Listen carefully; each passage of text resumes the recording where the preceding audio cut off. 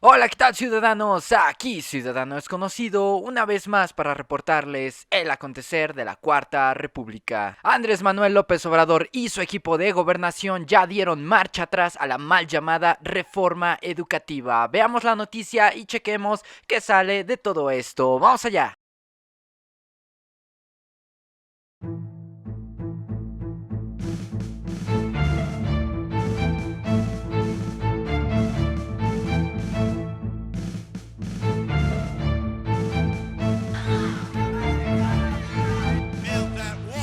Protesto, guardar y hacer guardar la Constitución política de los Estados Unidos mexicanos.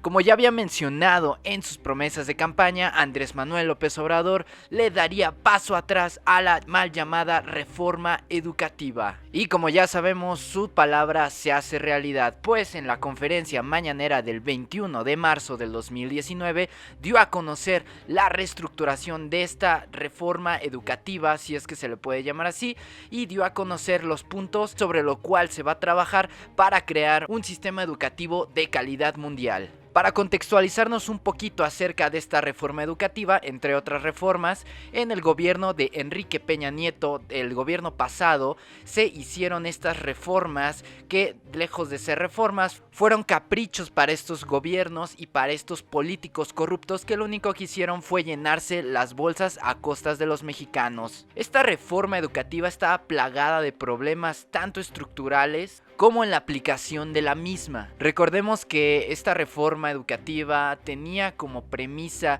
que los maestros iban a tener ciertas pruebas o ciertos exámenes para asegurar su permanencia dentro del gremio, es decir, dentro del sindicato. Si es que ellos no tenían plaza, pues realmente nada los eximía de ser corridos de un día para otro, dado que no habían pasado o no se les había dado un buen rendimiento en las pruebas de profesor. Y todos sabemos cómo terminó eso. Se desencadenaron muchísimas protestas a lo largo del país, desde Oaxaca hasta la Ciudad de México, y los profesores de todas entidades salieron a manifestarse contra el gobierno de Enrique Peña Nieto, que había puesto esta reforma educativa y había hecho todo menos reformarla.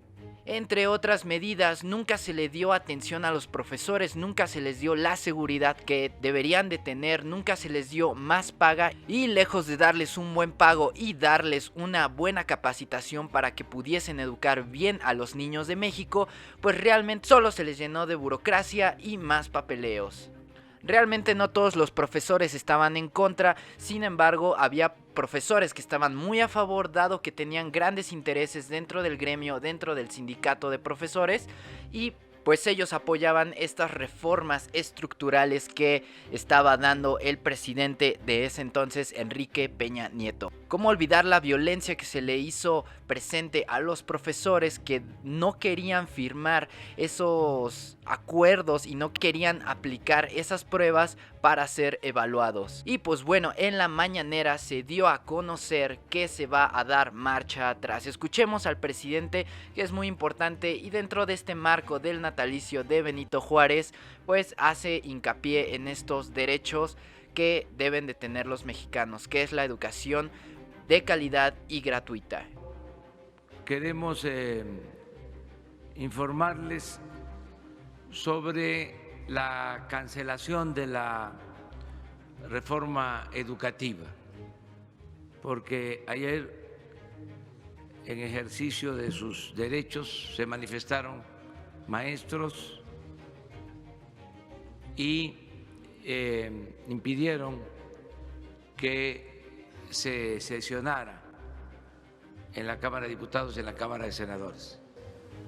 Siempre dije que no estaba de acuerdo con la mal llamada reforma educativa. Lo dije antes que otros y defendí a los maestros cuando querían imponer esta mal llamada reforma educativa, cuando inclusive querían imponerla con violencia con el uso de la fuerza. Estando en la oposición, convoqué a los ciudadanos a defender a los maestros en los momentos más difíciles de su lucha. En la campaña, en los debates, cuando quisieron arrinconarme, pensando que iba yo a titubear acerca de mis posturas, y me preguntaron si iba yo a cancelar la reforma educativa, contesté que sí, abiertamente. Ya siendo presidente electo, en una conferencia conjunta con el presidente Peña, reafirmé mi convicción de que había que cancelar la mal llamada reforma educativa. Ya como presidente constitucional di instrucciones para la elaboración de una iniciativa de reforma a la Constitución. Se iniciaron foros, se consultó a maestros, a padres de familia, a profesionales, se consultó a todas las corrientes del Sindicato de Trabajadores de la Educación, a la CENTE, al CENTE, a todos, y se presentó esta reforma que abroga, cancela la mal llamada reforma educativa y hace una propuesta nueva, distinta, para hacer valer la educación pública, gratuita, de calidad, en todos los niveles escolares.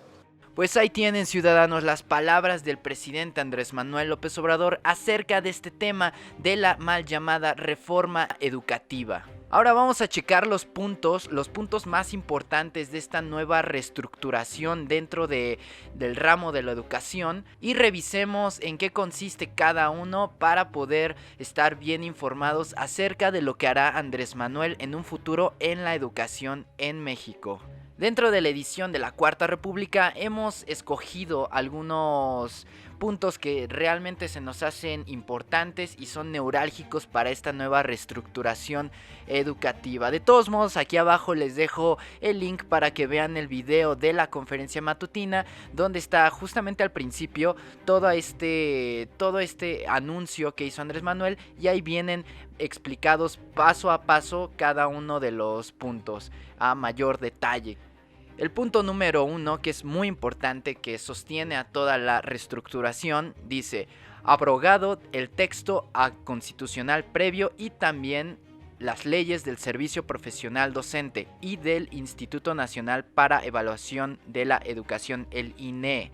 Este instituto estaba hecho para poder darle una calificación a los profesores y determinar si ellos seguían siendo profesores en función de lo que habían sacado en su examen. El punto número 2, no evaluaciones punitivas ni obligatorias, que es justamente lo que dice el punto número 1, que no se les va a obligar a los profesores a hacer estas evaluaciones periódicas. El punto número 4, ninguna liga entre evaluación y permanencia en el empleo, que hace hincapié en el punto número 1, que es no justificar la permanencia de los profesores en función de la calificación que hayan obtenido en dicha prueba. El punto número 5, maestro agente de la transformación social. Este punto nunca se había tocado anteriormente, y es que el profesor va a ser el que instruya a los alumnos para ser un agente de cambio, para ser mejores ciudadanos. Muy importante, no hay que perderle de vista.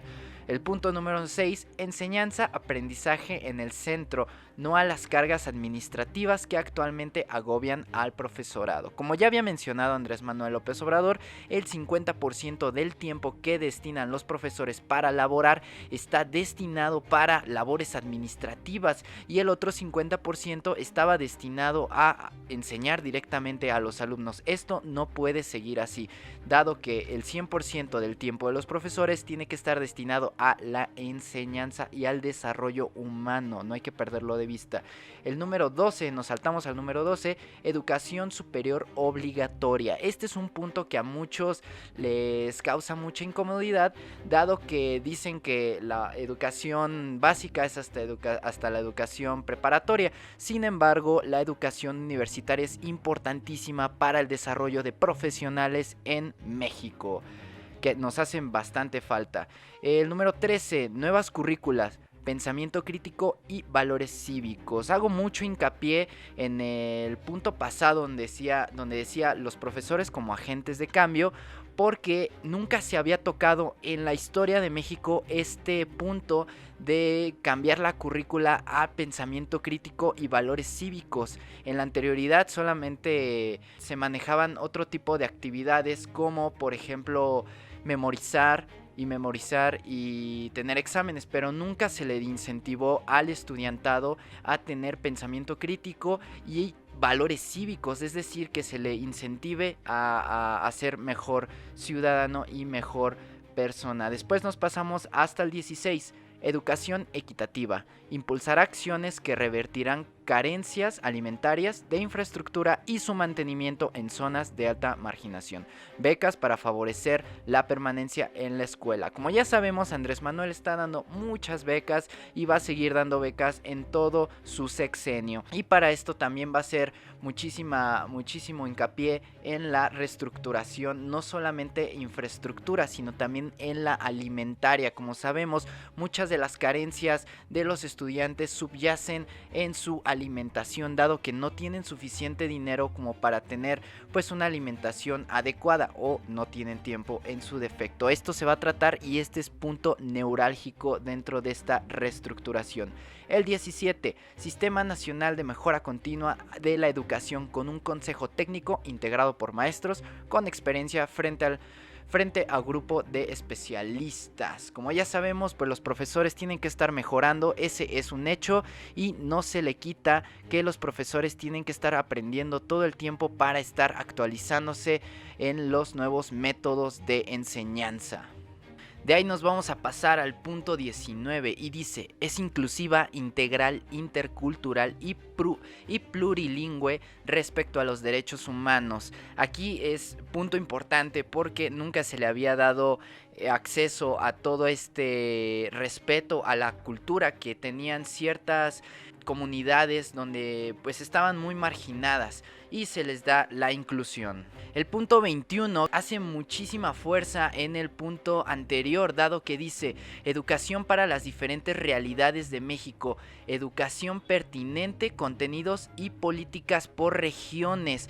Este punto realmente abarca a todo lo que no había hecho Enrique Peña Nieto en su sexenio: ir a las comunidades marginadas con culturas diferentes, con costumbres diferentes, con lenguas diferentes y con tratos diferentes, pues para darles el trato que ellos quieren, el trato personalizado. No es la misma educación que va a tener un estudiante Ciudad de México en el centro de la ciudad a un estudiante que está en la Sierra de Oaxaca. Es totalmente diferente la educación que va a tener estos estudiantes dependiendo sus latitudes, así que siempre debe de ir personalizada porque sus necesidades son diferentes. En el punto número 23 dice: planes y programas de estudio con perspectiva de género, ciencias y humanidades, historia, geografía, civismo, filosofía, tecnología, innovación, lenguas extranjeras e indígenas de nuestro país, artes como música, educación física, deporte, promoción de estilos de vida saludables, literacidad, cuidado del medio ambiente y cultura de paz.